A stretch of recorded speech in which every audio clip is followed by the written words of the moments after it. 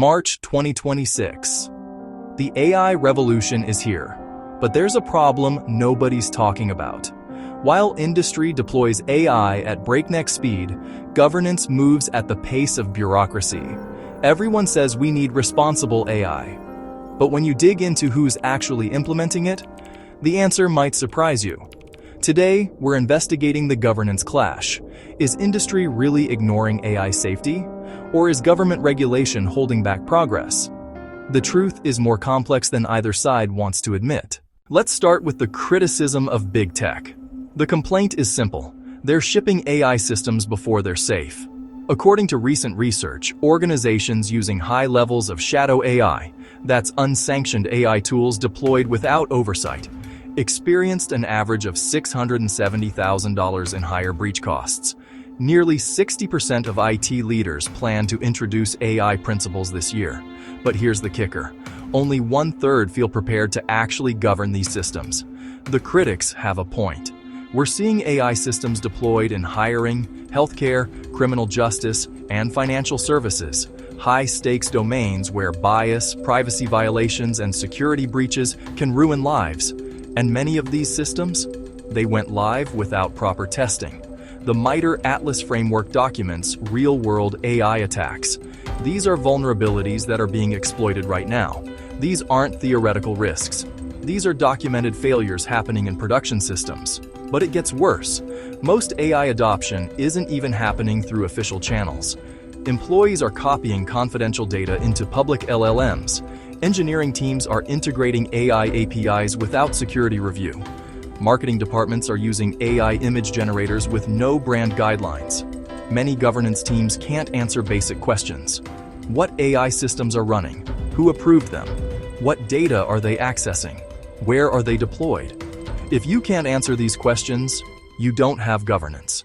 You have chaos. Now let's flip the script, because industry has a case too. And it's damning. The US government's approach to AI regulation: fragmented, slow, reactive. We're in 2026 and we still don't have comprehensive federal AI legislation. What we have instead is a patchwork of executive orders, agency guidelines, and state laws that often contradict each other. California has one set of rules, New York has another, Illinois has its own. Texas is taking a completely different approach. If you're building an AI product for the American market, you're navigating 50 different potential regulatory frameworks, none of which are fully defined yet. Meanwhile, the EU AI Act is entering enforcement. China has deployed national AI governance frameworks. And the US? We're still debating whether AI even needs special regulation. Here's the uncomfortable truth. Most regulators don't understand the technology they're trying to regulate. Watch congressional hearings on AI. Listen to policy proposals. Read the draft legislation. The technical literacy gap is massive. When regulators don't understand gradient descent, attention mechanisms, or adversarial attacks, how can they write effective policy?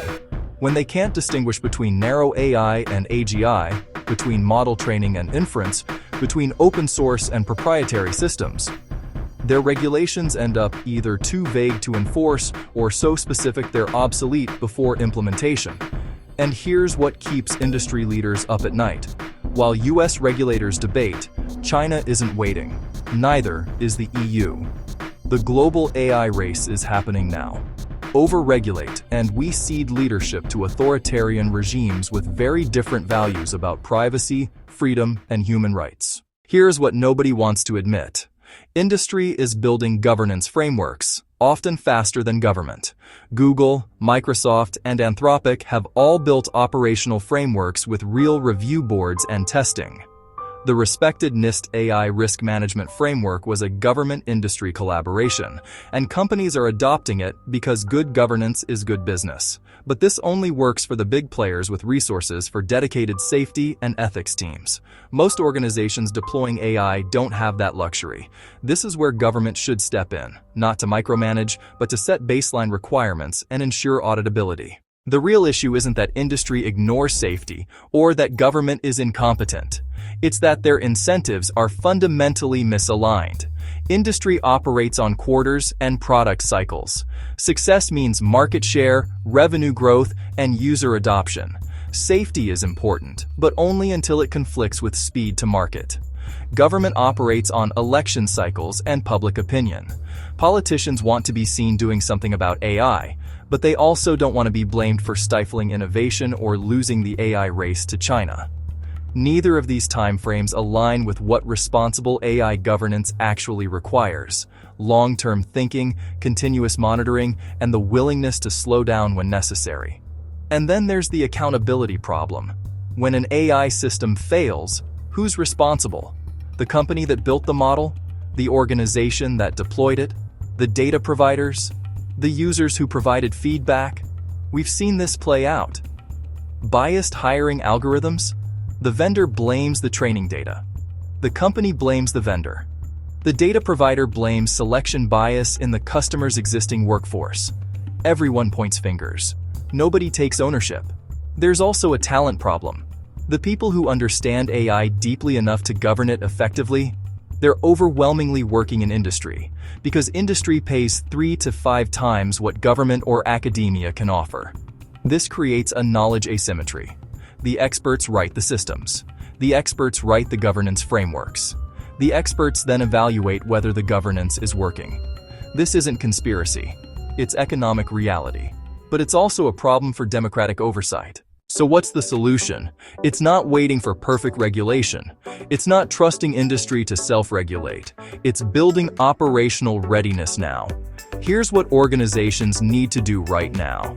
Create a complete inventory. Every AI system, every vendor tool, every model API. Record the purpose, owner, data sources, and risk classification.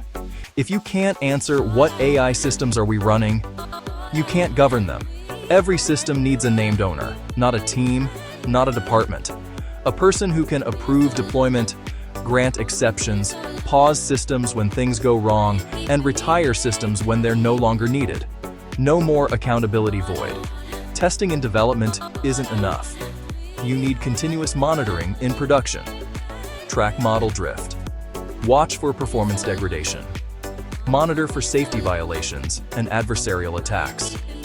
Set thresholds and define response procedures before incidents happen. Don't reinvent the wheel. NIST AI RMF provides the risk management structure. ISO 42001 gives you the management system. OWASP LLM Top 10 catalogs the specific vulnerabilities. MITRE Atlas documents the attack patterns. Use them. AI governance isn't just a tech problem.